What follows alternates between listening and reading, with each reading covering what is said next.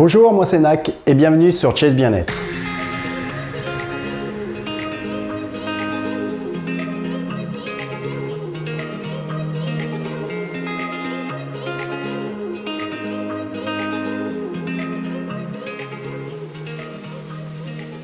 Bonjour Régis. Bonjour Nac.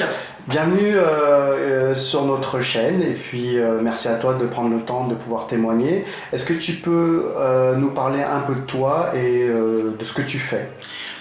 Tout à fait. Donc en fait, je m'appelle Régis Narabutin, je suis magnétiseur à Loiregat, en Bretagne, dans le Trégor.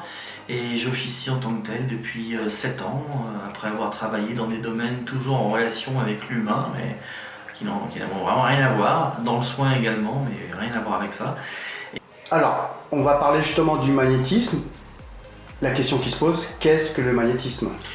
Le magnétisme, c'est une technique énergétique avant tout. C'est-à-dire que si on considère que l'homme est multidimensionnel, il a un corps physique, il a un corps énergétique, il a un corps mental, il a un psychisme, tout ça est à prendre en considération. Ma partie à moi, principalement, c'est le magnétisme, c'est le corps énergétique. C'est-à-dire que pour que le corps psychique, le corps mental puisse aller bien, il faut aussi que l'énergétique aille bien. C'est un trio gagnant, j'ai envie de dire.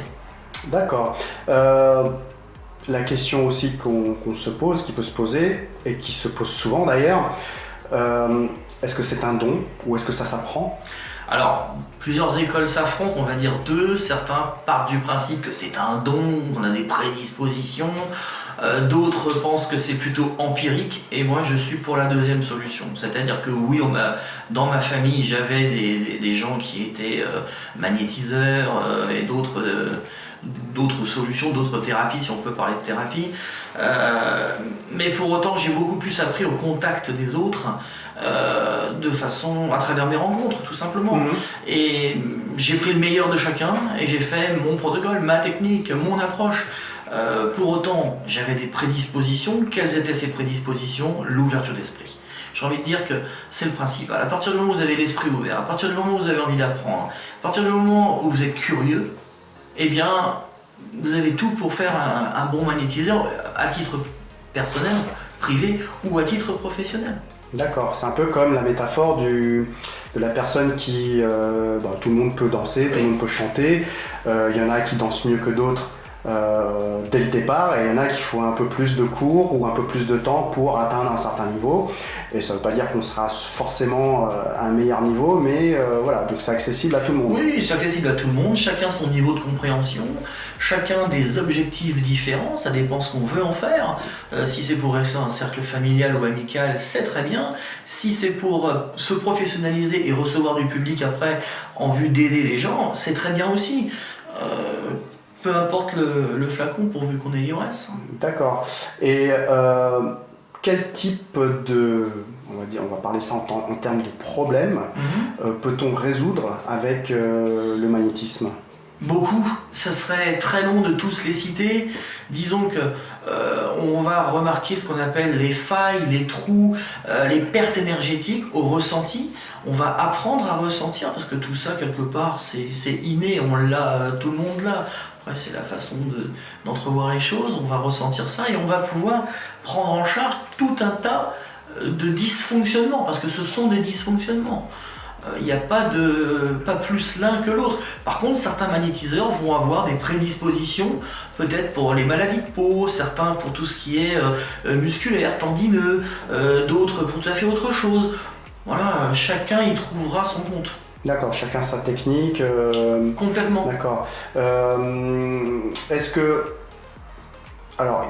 qu'on utilise son énergie ou c'est l'énergie universelle?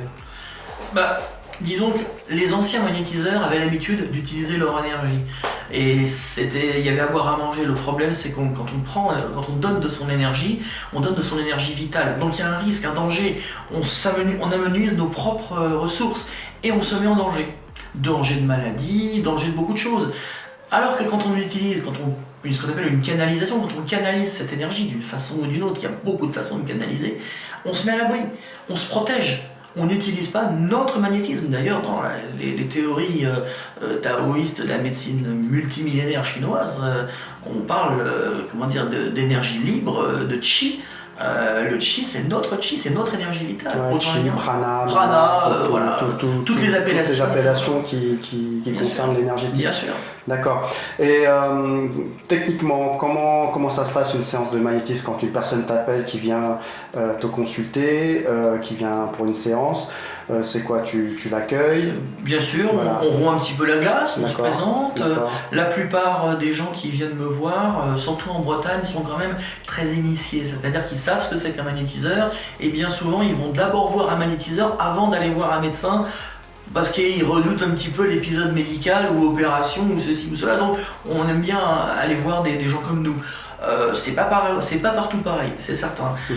Mais d'abord on écoute leur doléance, on écoute ce qu'ils ont à nous dire, et puis on ressent tout de suite qu'il y a quelque chose qui cloche, il y a quelque chose qui est affaibli. Donc on va faire quelques tests pour tester un petit peu où sont ces faiblesses. Des tests, des passes, on appelle ça des passes magnétiques, exactement, qui vont nous permettre de quantifier la perte d'énergie en pourcentage, en épaisseur, en tout ce que tu veux. Chacun a son style, a ses passes. Oui, alors il y a des passes universelles quand même, notamment pour ce qu'on appelle les coupeurs de feu. C'est associé à des litanies, à des prières, ou à autre chose. Chaque croyance est respectable. Néanmoins, oui, c'est associé à des passes magnétiques qui nous permettent, suivant la hauteur de la passe, de ressentir telle ou telle chose, et donc tout de suite d'avoir un avis très tranché. Alors je ne vais pas dire de diagnostic puisque nous ne sommes pas médecins, nous n'arrêtons pas un traitement, nous ne donnons pas de médicaments, on sait bien faire le distinguo. Il y a la médecine allopathique d'un côté et les médecines dites non conventionnelles de l'autre, et j'en fais partie. D'accord. Et alors, est-ce qu'il y a une préconisation? Il y a des choses qu'on ne traite pas, on évite de travailler sur le cancer. On y travaille parce que c'est vraiment des phases aiguës, c'est vraiment des phases importantes. Ça risquerait d'augmenter malheureusement la maladie, de faire plus de mal que de bien finalement. Quelques très rares cas où on peut, mais ça serait inutile de les évoquer aujourd'hui. D'accord. Enfin, tu formes d'autres magnétiseurs, donc en Bretagne. Alors voilà, les formations elles sont ouvertes à tous, c'est-à-dire que vous soyez débutant, que vous n'ayez aucune idée de ce que c'est que le magnétisme, ou au contraire que vous ayez déjà une bonne approche, que vous soyez même magnétiseur déjà en poste, mais qu'il y a quelques lacunes, quelques interrogations, quelques choses que vous semblez bien faire, mais finalement il vous manque un petit truc. Je reçois tout public, ça va de 18 à 80 ans et voire plus. Voilà, la plus jeune avait 17 ans, 18 ans, la plus vieille, la plus âgée avait 78 ans. Pour des approches complètement différentes et personnel, professionnel, et tout est respectable. Et la seule prérogative qu'il faut, c'est l'ouverture d'esprit. D'accord, très bien. Ok, je mettrai ton site à la fin de l'interview, et puis je tiens encore à te remercier pour ta disponibilité pour cette interview, et puis à très bientôt. À très bientôt, Onak, merci.